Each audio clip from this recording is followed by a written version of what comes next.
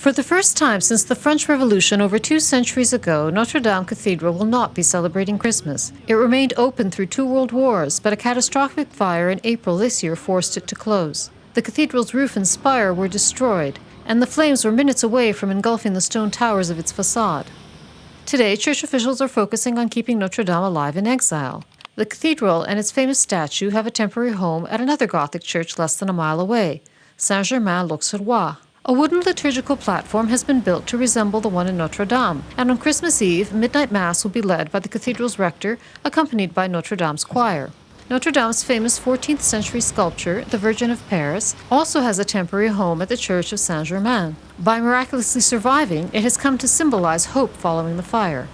Le lien que nous avons The link we have with Notre Dame Cathedral is the one called the Virgin of Paris that you all see here.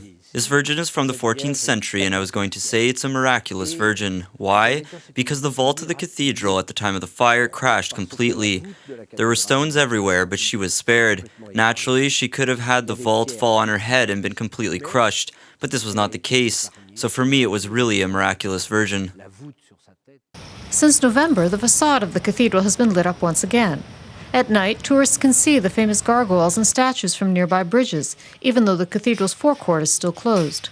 Cathedral officials chose Saint-Germain-l'Auxerrois as a temporary home because of its proximity to Notre Dame, just next to the Louvre, and also because of its prestigious history. It was once a royal church whose parishioners included the French king, in the days when he still lived in the Louvre Palace. The king would simply cross the esplanade to attend Mass. Since September, the church has been welcoming the cathedral's faithful each Sunday. Notre Dame was also home to a 160-member choir which provides singers for each of the cathedral's services, approximately 1,000 each year.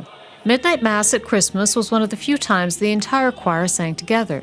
Instead of disbanding, this now homeless chorus of singers, ranging in age from 6 to 30, has continued to sing together. The choir's director sees reasons for optimism. Il y a beaucoup plus de positivité. Obviously, there's a lot of sadness and desolation for us to no longer be in our second home, but there is also an enormous amount of hope because it's only a period of time. The cathedral is sick. It will be sick for 5 years, 6 years. That's nothing at all compared with 850 years. On a human scale, it seems very long, but in terms of the scale of the cathedral, 5 years over 850 years is really nothing. One choir member particularly regretted her absence at last year's Midnight Mass.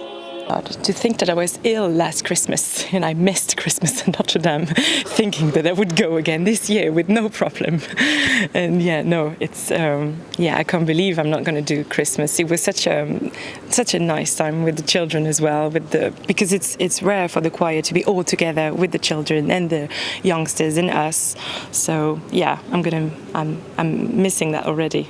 Although the parish has moved liturgically to a temporary home, Notre Dame will remain Paris's cathedral so long as the bishop's chair, or cathedra, doesn't move. Its rector says the chair is still there, and so it remains Notre Dame Cathedral in the very heart of Paris.